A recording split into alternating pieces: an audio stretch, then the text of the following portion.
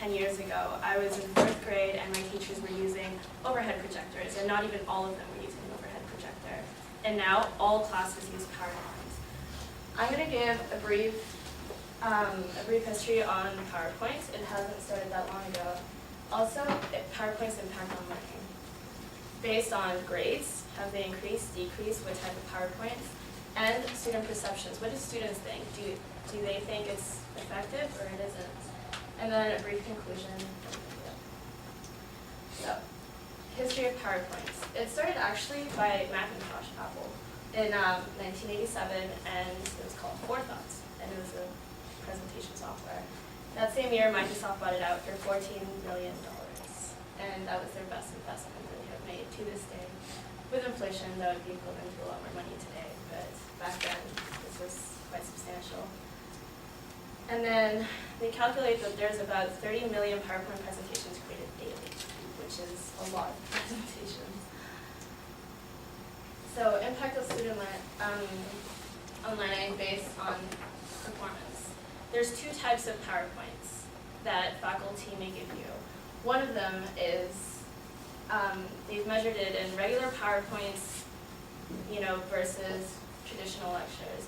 And they found that it helps students with their learning because it emphasizes key concepts and it helps with note-taking. And it stimulates the visual of the students by keeping their attention and has something to refer to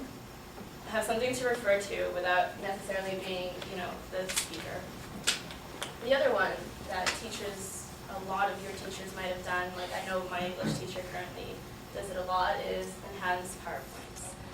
They're very dramatic, they're very distracting, they have animations, backgrounds, and very distracting backgrounds and stuff like that. And those overly enhanced PowerPoints actually are proven to lower students' grades. This is what I mean by an overly enhanced PowerPoint. It's extremely distracting.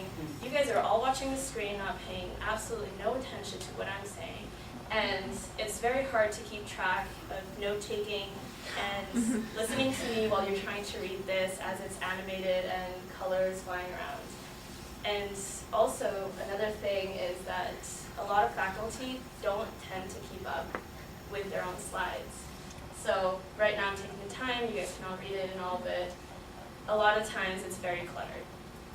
So impact on the student perception of impact on learning with PowerPoints is there's two sides to it. It obviously depends on the teacher and the course material, but for the most part, what has been found is that it helps with note-taking and it helps to remember key concepts because what should be on a PowerPoint is only your main ideas. What they've been found negative is that it's very hard to maintain a personal relationship with a teacher that only focuses on PowerPoint. There was a quote while I was doing my research that says, PowerPoint will not make a good presentation, bad presentation into a good one, nor make a bad presenter into a good one. So it's very hard to maintain a personal relationship with someone that's talking through the machine and only focusing on the presentation as lecture instead of knowing that they are the ones giving the lecture to you. So not only that, the distracting enhancements like I just demonstrated, and it also limits class discussions because there's an agenda to be followed and that's what's going to happen. So spontaneous discussions in some classes, not all obviously, depends on the teacher, are very hard to come about just because there's not that much time for questions. There's like, the presentations have been tailored to that class. So it's very hard to, have, oh, I'm curious about this, explain more about that. It's like, no, we have to move on, so they move on. So in conclusion, it helps students with their visual learning about key concepts and, note-taking, but it's also, the presenters have to keep in mind that it's not the PowerPoint that's presenting, it's the lecture that's presenting. And if any of you have any teacher that does do this, that clutters the slides, that has overly animated presentations, it's very distracting and it's actually harming you as a learner. So, for example, in course evaluations at the end of the year, it would be recommended that in the comments section you write that as like, you know, give them a little tip of like, it would be more helpful if you just emphasize key points in your lecture instead of having, you know, paragraphs and paragraphs written. So, thank you. Okay, so hi, I'm Amanda. The topic is audience analysis and asset for sales representatives to increase customer purchases. So all of you are consumers, so that means it would be wise for you to know what type of techniques are used so that you'll be aware of when someone's trying to persuade you to buy something, you can keep in mind all the different techniques that are also, so I was just curious, do you think that sales representatives really have an effect on whether or not you decide to purchase something? Yes. Yeah. Yes. Well, quote would agree with you. Customer perceptions of communication quality have been clearly connected to success with key sales accounts. So, you know, this is a study, and here's an overview of what I'm going to be talking about. Basically, sales representatives need to focus on the importance of developing relationships with their customers. They need to take into account audience analysis, and they should make proper verbal choices since wording actually does have an effect. So the importance of relationships, the sales representative-customer relationship is a very important aspect. Intimacy needs to be established. Intimacy is important so that trust, loyalty, and commitment can be created. So why is trust an important aspect? Yeah. Make the customer want to buy.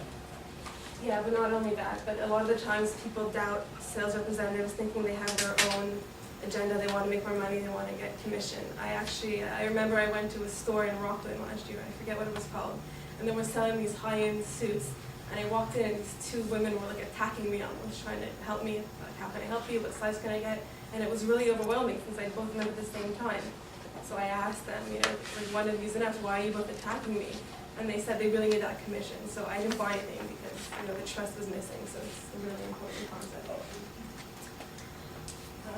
Audience analysis is really important because the sales representative needs to be able to appeal to all different types of people.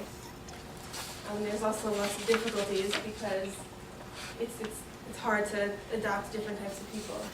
There's a quote, the very diversity of an audience is often problematic for the framing the message and choosing an appropriate form to address. There are certain techniques to help determine what type of form to use. You can anticipate what the customer wants by anticipating what their needs and wants. You can also decide based on their previous consumer behavior, you know, what they bought in the past, maybe you can recommend something based on that. And also, you know, how does the customer benefit? Why would they benefit from what you're about to recommend to them? And here's just a little comic I found. I thought it kind of was about audience analysis. You know, the dog is trying to sell a fridge to the bird, but he doesn't need it, so he failed to consider his wants and needs. Finally, maximizing effects, making the right verbal choices. There's the speech act theory, which basically says that you can debate a customer buying objection.